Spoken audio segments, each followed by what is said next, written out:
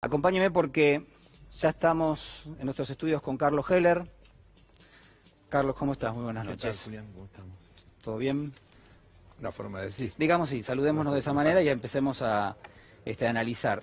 Yo te comentaba recién fuera del aire que el gobierno acaba de anunciar que las empresas, por ejemplo, que van a tener que pagar una deuda en el exterior, y esto tiene que ver con las limitaciones vinculadas al dólar en la Argentina, van a tener que arreglarse de alguna manera, pero que en principio no están autorizados. Ahí estamos viendo la nota que recoge Minuto 1 hace apenas algunos instantes.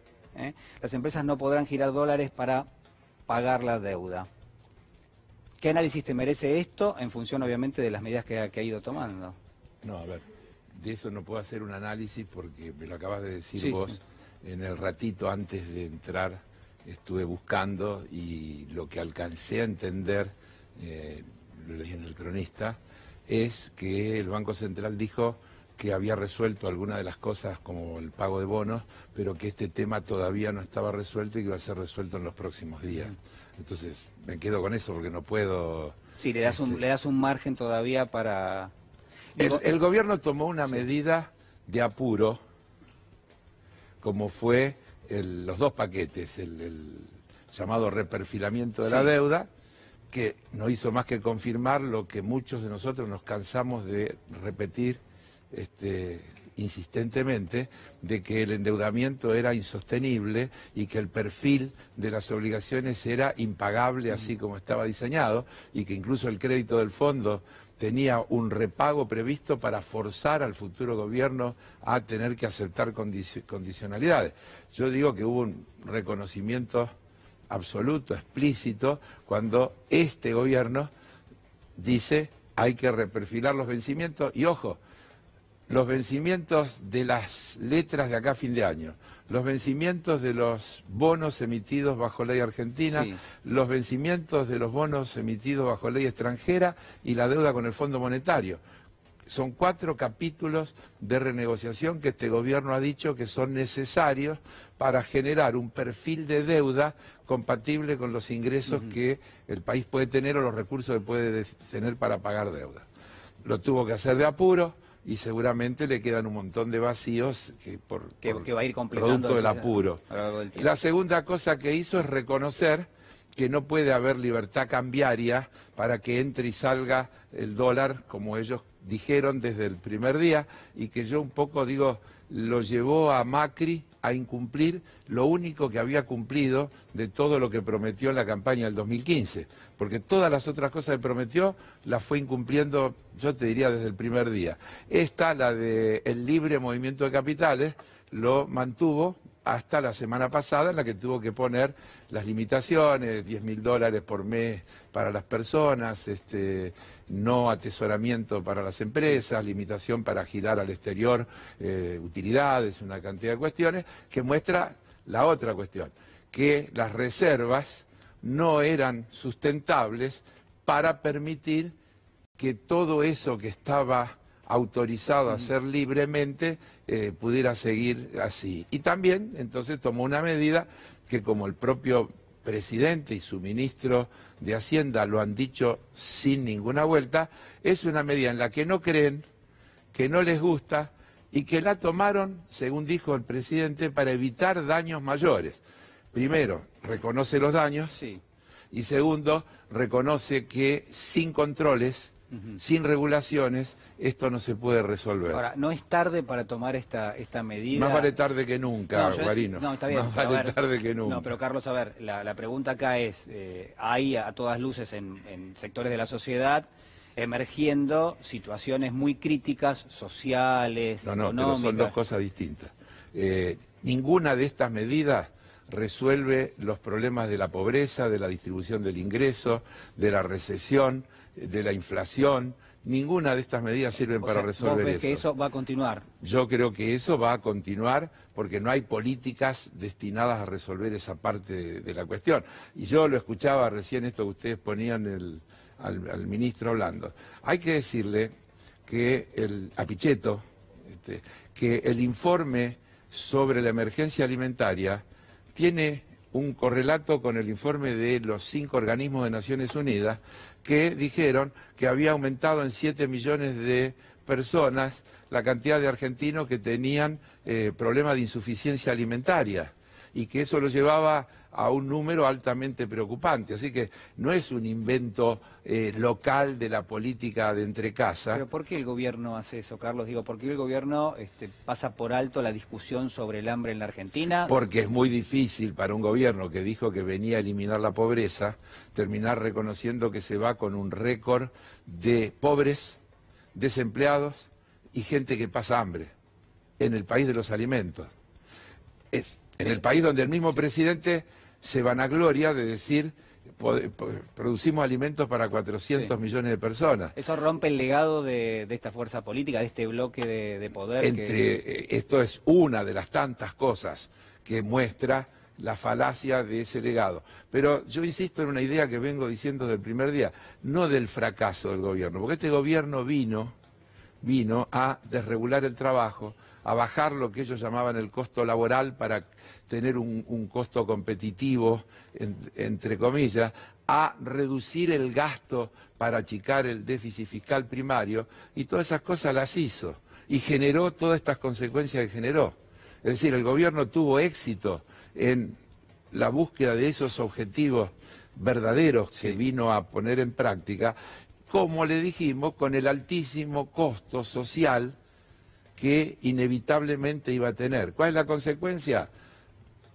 La duplicación del desempleo, el cierre de miles de pequeñas empresas, el daño de las economías regionales, el fenomenal endeudamiento del país, y, vamos a decirlo para que no haya duda, ni siquiera resolvieron el problema del déficit fiscal, porque lo que resolvieron vía ajuste del gasto, de achicar la brecha primaria, se les va en intereses con crece. Cuando mirás el verdadero resultado fiscal, que es el déficit financiero es más alto que el que había cuando asumieron. Así que tampoco resolvieron ni siquiera la cuestión del déficit. El ministro hoy decía que prácticamente decía pasaron cosas, ¿no? Decía hubo una combinación de distintas dosis de herencia, inconsistencias, algunos factores externos e internos. Sí, claro, pasaron cosas. Abstracciones, claro. En gran medida. Bueno, pero menos mal que no habló de las tormentas. No, se ve que cambió, ya no es meteorológico el tema. Sí, pero enfatizó sobre todo que a fin de año habrá superávit gemelos, tanto fiscal como externo. Pero escúchame, el presidente de la Nación, en el mensaje que dio el 8/9, podemos ser mejores, con el objetivo de llevar alivio a la mesa de los argentinos, tomamos una serie de decisiones. No sé de qué habla. Vamos a seguir gobernando como siempre. Mirá esta frase. Vamos a seguir gobernando como siempre, enfocados en generar trabajo para más argentinos, como venimos haciendo desde el primer día. ¿Qué te sugiere? Dinamarca. Claro, no habla de acordar a Hamlet, ¿no? Sí, no habla de... Pero, perdón, sí. Yo te vuelvo a repetir, desde luego los argentinos estamos viendo un clima de incertidumbre hace varias semanas. Es decir, esto lo produjeron los irresponsables que votaron como votaron en esas elecciones que no sucedieron. Lo que pasó en las PASO. Lo que pasó en las PASO. Podemos ser mejores, se titula. Lo único que tiene de cierto el documento es el título. Efectivamente podemos ser mejores, yo estoy de acuerdo. Y que este gobierno, sin lugar a duda. ¿Cómo son las próximas semanas, cómo son los próximos meses en la Argentina? Poníamos ahí la figura de terreno minado porque uno entiende que hay muchos problemas y que creo, voy a decir algo que no sé si estás de acuerdo o no, digo, hoy necesitamos al mejor presidente Macri que no tuvimos nunca. Es decir, hoy necesitamos que Macri guíe a la Argentina a través de una situación sumamente crítica. No sé si no sería mejor que hiciera la plancha. Vista la experiencia, habría que pensarlo, pero, a ver, Me hace reír con la... No, pero bueno, es que digamos, ¿no? faltan, ¿cuánto falta para el 10 de diciembre? 80 y pico de días. Falta bastante. Ninguna de las cosas que hay que resolver se resuelven con medidas de corto plazo.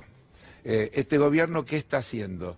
El plan anabólico, que ellos llaman alivio, que es tomar medidas Sí. que son absurdas y son, yo diría, irrespetuosas con todos nosotros. Porque este gobierno hace esto, intenta poner paños tibios en los efectos de sus políticas hasta las elecciones, y lo dice así. Todas las medidas son por 60 días, por 30 días, por 90 días, hasta fin de octubre, hasta fin de noviembre, hasta fin de diciembre, y después, si gano, ahí sí agárrense que viene en serio la profundización de este modelo. Es una falta de respeto a la ciudadanía creer que se le puede hacer propuesta así. Acá hace falta otra propuesta. Acá hace falta ponerle plata a la gente en el bolsillo. Acá hace falta dinamizar el mercado interno. Acá hace falta proteger a las pymes de la competencia de productos importados para que esto genere empleo. Acá hay que cuidar a las economías regionales por la misma razón. Todas esas cosas hay que hacer. Y yo digo, este gobierno ya no puede hacer esto. Entonces, yo lo digo un poco en broma, pero esto es muy serio para hacer broma. El gobierno tomó, como dijimos antes, a disgusto, dos paquetitos de medidas que resuelven el problema de las reservas, que resuelven el problema de que no se le propague la crisis cambiaria a convertirse en una crisis del sistema financiero, que sería muchísimo más grave y que pondría al futuro gobierno en una situación de mucho mayor dificultad. Y después toma un montón de medidas anabólicas, de escaso, porque vos fijate, eliminó el IVA de una cantidad de productos. Y sin embargo, la inflación fue del 4%, porque los aumentos fueron superiores a los hipotéticos ahorros que significaban esa eliminación del IVA. Es decir, acá hace falta otro plan, otro modelo de país, otro proyecto. No lo puede hacer este gobierno. No está en condiciones, no cree en eso. Vinieron a hacer lo contrario y entonces es prácticamente imposible que puedan dar esas soluciones. Hay que tratar de que estos 80 y pico de días pasen con el menor daño posible, de manera que la herencia, que ya es pesadísima, este fenomenal endeudamiento, este fenomenal crecimiento del desempleo, destrucción de empresas, etcétera, no se agrave aún más y por consiguiente el muerto que haya que levantar a partir del 11 de diciembre sea aún más grave de lo que ya es. Carlos, a ver, quédate porque vamos a sumar en el análisis. La verdad que tenemos un programa de lujo hoy. Tenemos a la diputada Carla Pitiot. Hola, ¿Cómo estás, Carla? ¿Cómo andan? Buenas Bien. noches. Está el economista Hernán Lester. ¿Qué tal, Hernán? También está Agustín Dateris, economista con nosotros. Para analizar la realidad, Carlos Heller presentaba recién un cuadro de situación bastante complejo. Yo coincido en gran medida con lo que dice Carlos. Diputada Pitiot, a ver, la situación de la emergencia alimentaria, media sanción en el Congreso, esta semana el Senado tiene que tratarlo, pero hay un gobierno refractario a esta idea. Sí, un gobierno que ya viene diciendo desde hace varias semanas que la emergencia no era tal, que la urgencia de una medida que tenemos que reconocer todos y lo reconocimos, que la emergencia alimentaria fue una medida transitoria que se volvió una urgencia permanente para los argentinos. Pero en ese sentido, no obstante, los números no son lo suficientemente claros para este gobierno para que comprenda la magnitud, me parece, y la profundidad de lo que implica lo que le está pasando a muchísimos argentinos, y sobre todo lo que más duele, que son los números de la pobreza y del hambre en los niños y niñas de la Argentina. Entonces, evidentemente no ven, no quieren ver, no tienen una implicación en la problemática. A mí me da esa sensación que no hay una implicación en la problemática real respecto de lo que le está pasando a los argentinos en una crisis que se ha profundizado abruptamente durante este gobierno. Y por eso es que, más allá de esa emergencia alimentaria, lo que nosotros ahora uno pretende es que se hagan cargo. O sea, esto de hacerse cargo, esto refractario por parte del gobierno, es en realidad hacerse cargo de lo que está sucediendo. ¿Pero de qué forma podrían hacerse cargo? Y bueno, primero creo que hay un reconocimiento. Que se reconozca la situación. Me parece que hay un reconocimiento, pero siempre es un reconocimiento con un, bueno, reconozco pero pego, presupuesto. Hoy lo escuchamos al ministro que nos fue a explicar al Congreso, en realidad fue a la bicameral a explicar el presupuesto y en realidad lo que no supo explicar sí hizo como una revisión histórica de 20 años para atrás de lo que le pasa a los argentinos o que nos ha sucedido a los argentinos desde la economía, pero no pudo explicar un solo segundo el porqué de todos los errores cometidos por este gobierno. No hay un análisis hacia atrás. Eso es lo que pasa, que el atrás es el atrás menos hace 4 años. Hay gente que le cree, no es que le cree, digo, pero le tiene estima al ministro Lacunza. Para mí también, obviamente, es un gran economista, pero bueno, está claro que está cumpliendo un rol, ¿no? Lexter se sonríe. ¿Hernán? No, efectivamente, algunas cuestiones, me quedé pensando, Carlos decía lo del IVA, es peor todavía, ¿sabes por qué? En la medición de la inflación del día jueves, no solo aumentaron 4% el conjunto de los precios, los alimentos más. Aumentó el pan, que se supone que tiene el 10,5% de IVA, aumentó de 88 a 92. El arroz, que tiene el 21%, de 41 a 48. O sea, ni siquiera en los productos, 6% el arroz. Se supone que tenía que reducirse en su precio de 21% y aumentó 6% en un solo mes. La verdad que evidentemente hacen las cosas sin intencionalidad. Y comparto una cuestión, a ver, si vos te fijás hoy, el presupuesto de políticas alimentarias, hoy, es de 18.500 millones aproximadamente. La ejecución es de 10.500. Tienen 8.000 palos. A ver, subejecutado. Sí, pero quiero ser brutal. No necesitan la ley, no necesitan la ley del 16, no necesitan reasignar partidas, tienen que ejecutarlo, usar la plata. Claro, alguno puede decir, pero entonces la ley no sirve. Sí, es la herramienta que tienen los legisladores, el legislador para dar una instrucción al Ejecutivo para que haga algo. Ahora, la ejecución está a cargo del Ejecutivo. ¿Es suficiente la evidencia para ejecutarlo?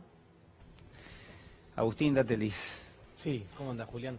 No, escuchaba atentamente la situación que está atravesando la Argentina, es dramática, digo, pero más allá de la economía real y el impacto en lo social, que es todo esto que estamos describiendo, que es la consecuencia de cada una, esto es importante marcarlo, de cada una de las políticas económicas que se tomaron desde el primer día, porque yo recién escuchaba al ministro hablar de, bueno, en un momento se cortó el financiamiento para mercados emergentes. O sea, es una historia que cuenta el gobierno. Claro, pero no, chicos, pero no fue así. Esto responde a cada una de las medidas de política que se tomaron.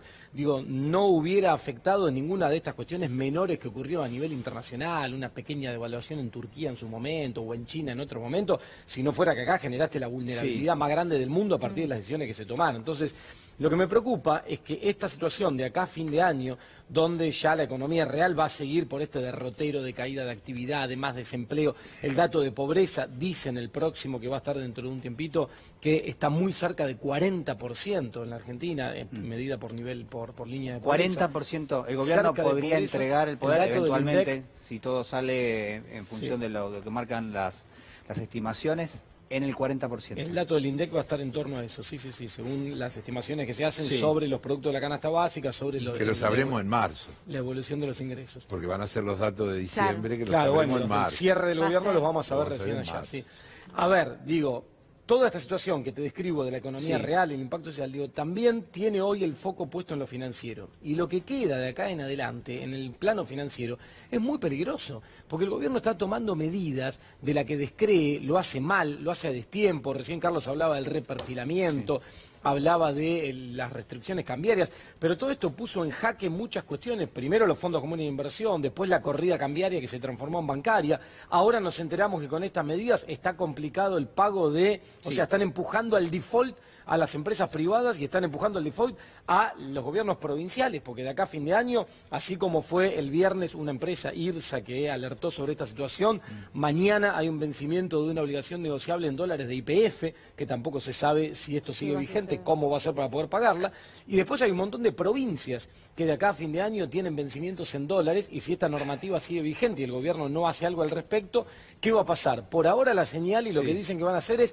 atender caso por caso. Ahora, ¿cómo van a atender caso por caso? Este era el gobierno que criticaba, por ejemplo, las declaraciones juradas, las famosas de Jai, porque decía que cómo puede ser que se administre el comercio atendiendo caso por caso, y ahora va a atender caso por caso los pagos de los vencimientos de deuda. Entonces digo, hay un descalabro tal, absoluto, que lleva a situaciones muy complejas, y una que no es menor es el tema de la brecha cambiaria que estamos viviendo por estos días, que también responde a la mala implementación que hicieron de estas restricciones, que hace que este famoso contado con liqui, este dólar que se utiliza para con pesos acá, terminar con dólares en el exterior, está ampliando y mucho la brecha con respecto al dólar oficial. Bueno, eso empieza a afectar el proceso de inflación en Argentina porque empieza a internalizarse en la expectativa de los formadores de precios ese como un tipo de cambio más representativo que lo que es el tipo de cambio oficial con todas sus restricciones. Entonces digo, cuidado. Con toda esa incertidumbre que se genera. Claro, porque hoy estamos proyectando inflación en 60, las consultoras privadas que releva el Banco Central 55, pero siempre la corren de atrás,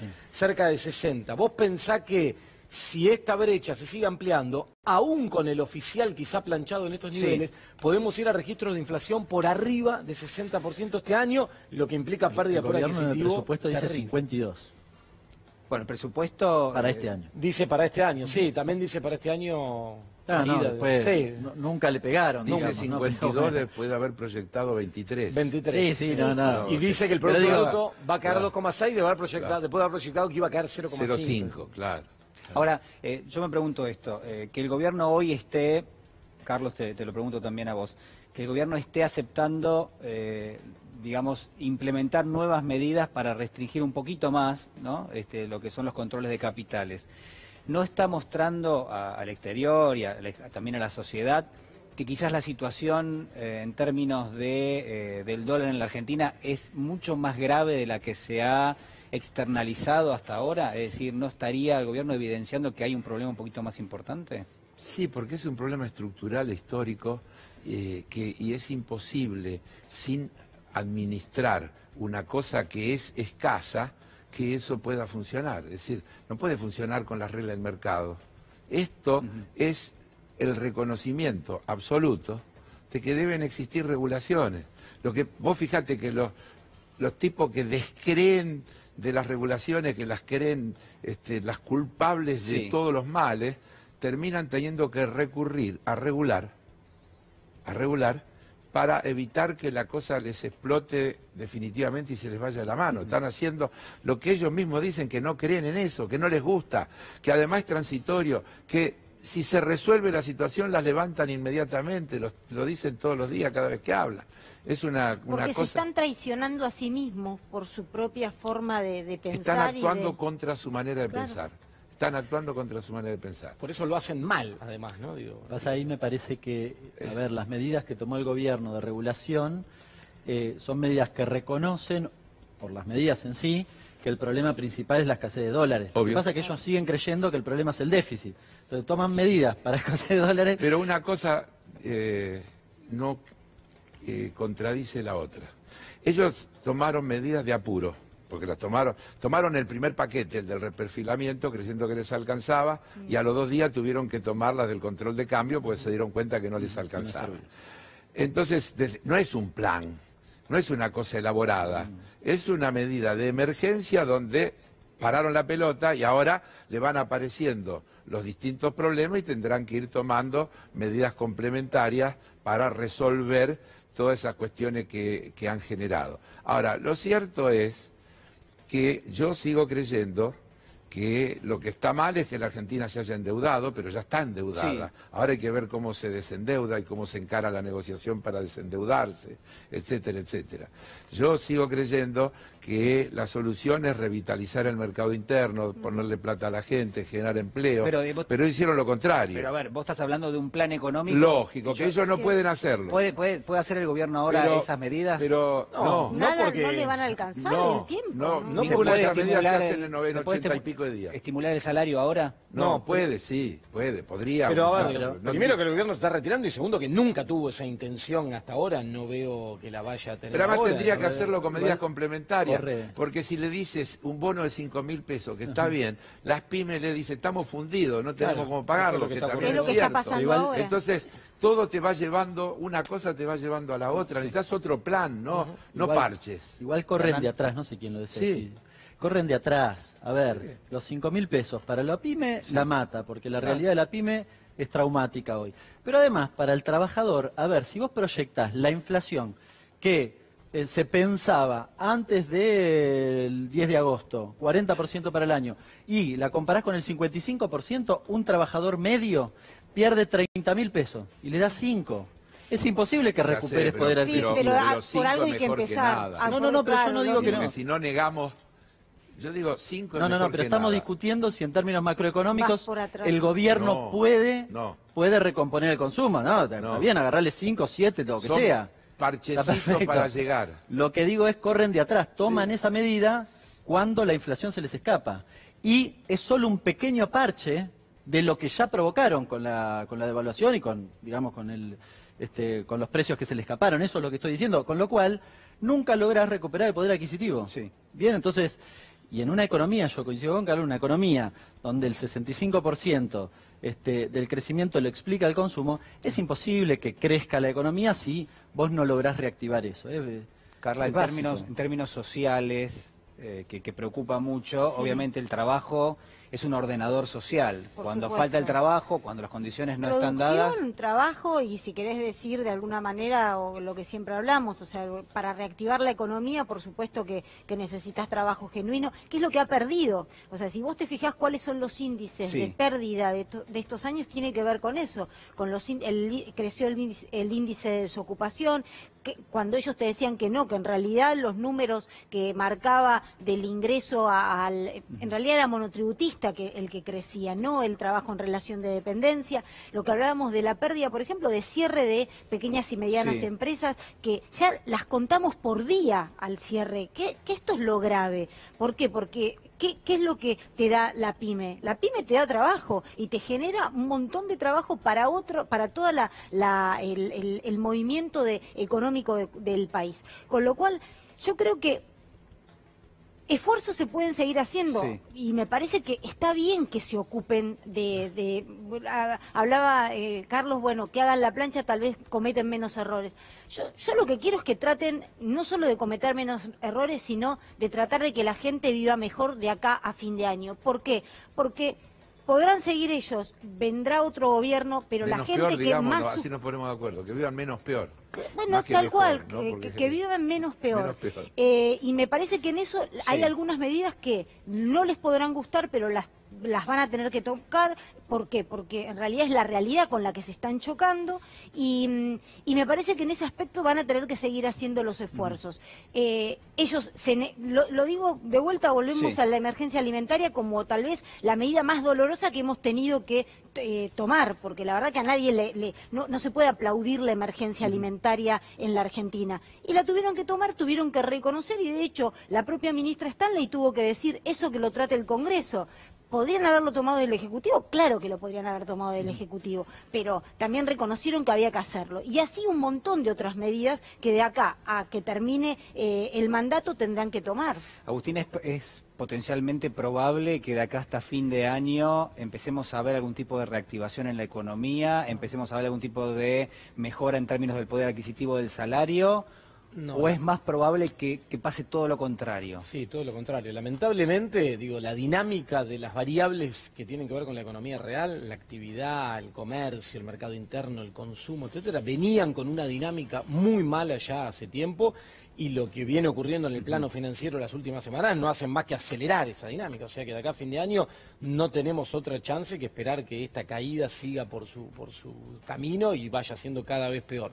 En términos de poder adquisitivo, digo, vamos a ver estos días si el bono de 5.000 o estas cosas son algún aliciente, aunque sea, pero digo que haya una reversión y que el poder adquisitivo termine recuperando este año, termine siendo positivo y eso motorice y traccione el consumo, no hay ninguna chance, imposible, digamos, porque el gobierno fue llevando su propia política económica, lo fue conduciendo a una situación donde no tiene margen de maniobra para poder llevar adelante una cuestión de esas características y además, digamos, está atrapado por varios frentes con los cuales no puede ir en ese camino, que es un camino que, vamos a decirlo, nunca eligió. Digo, el gobierno siempre, desde que arrancó, interpretó lo opuesto. Siempre interpretó que el salario era un costo y que tenía que reducir el salario como forma de reducir el costo y hacer supuestamente más competitiva a la Argentina. Pero este plan económico, el que está vigente, ¿no era el mismo que estaba a principios del 2018 cuando ya había evidencia de que a todas luces la Argentina no podía generar los dólares que necesitaba? Claro, lo que pasa es que fueron buscando respiradores artificiales. Digo, a principios del año 2018 un gobierno que durante 2 años no hizo otra cosa más que endeudarse a un ritmo ritmo desenfrenado, se topó con que se le cerró el mercado internacional de deuda. Entonces, ¿qué hizo? Fue corriendo al Fondo Monetario Internacional. Pero ¿cuál era la idea? La idea era, me va a alcanzar la plata del Fondo Monetario para llegar hasta diciembre. La idea era esa. Y no salió. Y no salió. No solo del gobierno, sino del propio Fondo Monetario y del gobierno de Estados Unidos. ¿Y quién tenía que tomar todas estas medidas que se están tomando ahora? ¿Cómo? ¿Quién iba a tener que tomar todas estas medidas que se están tomando ahora? Porque digo, de alguna forma uno entiende que estas medidas tratan de frenar el deterioro fuerte. Sí, claro, bueno, tratan de frenar algo que ya ellos mismos generaron y es imposible de frenar. Lo que sí es importante marcar que, más allá de todas estas medidas que intentan contener una explosión de una crisis, o por ejemplo el reperfilamiento, que es lo que buscó, no tener que gritar default y terminar el gobierno con la deuda en default. Ahora, todo esto está trasladando una situación al próximo gobierno que es absolutamente imposible, digo, lo que va a haber que encarar acá. Vos pensás que vas a recibir un Banco Central prácticamente sin reservas internacionales, una situación de pérdida de confianza de parte del público, de los ahorristas, tremenda, un nivel de endeudamiento y concentración de los vencimientos de la deuda en el corto plazo, a partir del reperfilamiento y todas estas cuestiones, una economía y un aparato productivo y social destruido. Entonces digo, ¿cómo haces para encarar con las restricciones el Fondo Monetario Internacional adentro? Y sin acceso al crédito. Y sin acceso al crédito, y con el Fondo Monetario Internacional adentro, con el crédito agotado e intentando marcarte la cancha de la política económica. El desafío es enorme, enorme. Carlos, escribiste una columna el fin de semana. Y usaste un texto me río porque a veces nosotros los jueves usamos, de Raymond Chandler que se llama El largo adiós. ¿no? El largo adiós. Es la historia de un detective bastante bohemio. Sí, un clásico, de lo mejor. Y chupaba bastante. ¿Por qué usaste el largo adiós? Bueno, porque son estos 80 y pico de días de aguante que habrá que tener y que son difíciles, son dolorosos. Va a ser largo para Va a ser largo para la ciudadanía. Desde luego los que están en peores condiciones son los más pobres, son los que no tienen trabajo. Es así, hay una escala de eso. Pero quiero volver atrás porque quiero marcar un matiz con algo que dijo Nateli recién. Dos cosas quiero decir. Primero, siempre que tomes medidas de regulación, por mejor tomada que estén, se van a generar mercados paralelos, mercados negros, es una ley eso, está así. Es decir, si vos ponés control de cambio, inmediatamente tenés un mercado paralelo. Pasó toda la vida y va a seguir pasando. Tenés que seguir tomando medidas para reducir ese mercado paralelo a su menor expresión, porque de lo contrario se te termina complicando. Segundo, el contado con liqui no usa reservas. No usa reserva, es decir, es una maniobra que también se puede frenar, como se frenó la del rulo, pero no usa reserva, porque en definitiva se hace una operación con bonos, los dólares ya están allá afuera y no utiliza reserva. Tercero, no hay una crisis financiera, no estoy de acuerdo. Hay una crisis cambiaria, una corrida financiera, bancaria es otra cosa. Sí, pero lo que quiero decir, Carlos, permíteme, digo, en el momento en que anuncian el reperfilamiento, fue para evitar eso. Convirtieron una corrida cambiaria en una bancaria que después se descomprimió. Pero hubo 3 días de tensión. Lógico, pero si no, yo digo porque... No hay hoy instalada. Para que seamos cuidadosos no hay hoy instalada. Con algunas cuestiones. Hubo 3 días, 2 días, 3 días, y pasó lo que sucede siempre. Hay una sola manera de combatir el pánico, el temor que se puede generar en el sistema financiero, que la gente vaya a buscar los depósitos y estén. El reperfilamiento generó eso, porque liberó las reservas que tenían que utilizar para pagar obligaciones, con lo cual, si hasta el último depositante viene a buscar el último dólar que está depositado en el sistema financiero, está. Entonces, esa fue la señal que el público interpretó, por eso... Y alguna gente hace traslado, yo sé que vos lo entendés bien, pero digo para los que nos ven, nos escuchan. No hay convertibilidad. La convertibilidad hacía que fuera imposible porque todo eran dólares y no había dólares. Si yo te dijera que los depósitos en pesos, por lo menos desde la experiencia que yo administro, están subiendo estos días, no te digo uy, pero han dejado de bajar, están subiendo lentamente, y que los depósitos en dólares dejaron de caer, han dejado virtualmente de caer, todavía hay un pequeño goteo, pero casi imperceptible. ¿Por qué? Porque la gente percibió que efectivamente no había una corrida sustentable porque estaban los recursos. Digo, para no llevarle a la gente, ya es bastante con lo que hay. Bueno, es importante. Con lo que hay, alcanza y sobra. Alcanza y sobra. Lo más grave del sistema financiero es la tasa de interés. Es lo que dijo Lerche recién. No tiene solución y otra vez tenés que cambiar el modelo.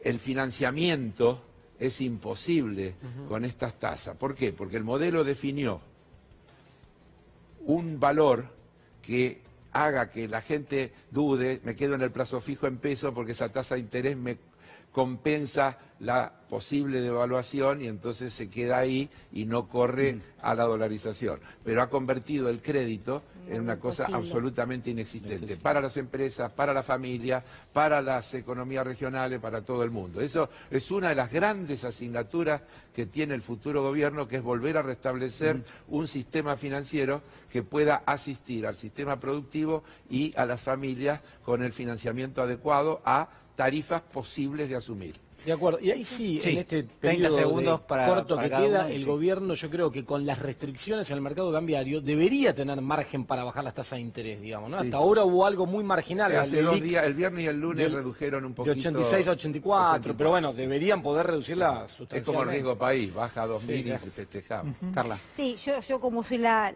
que estoy en desventaja, porque soy la única que no soy economista, voy a hablar algo que nos va a tener... bueno, pero algo entendés, algo sabes.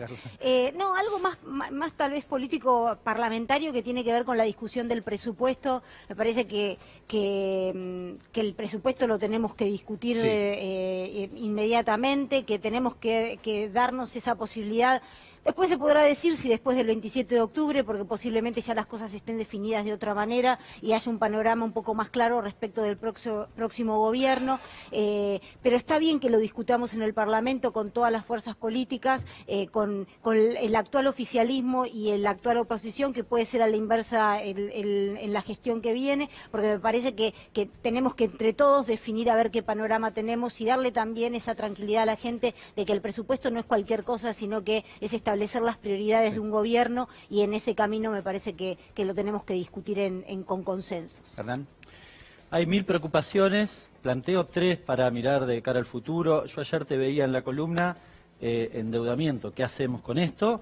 Con algunas características, Fondo Monetario Internacional, pensando en las condicionalidades del fondo y qué te permite y qué no te permite hacer, y el peso de los intereses sobre la deuda, que esto es imposible crecer con esa significación que tienen los intereses sobre el gasto total en la Argentina.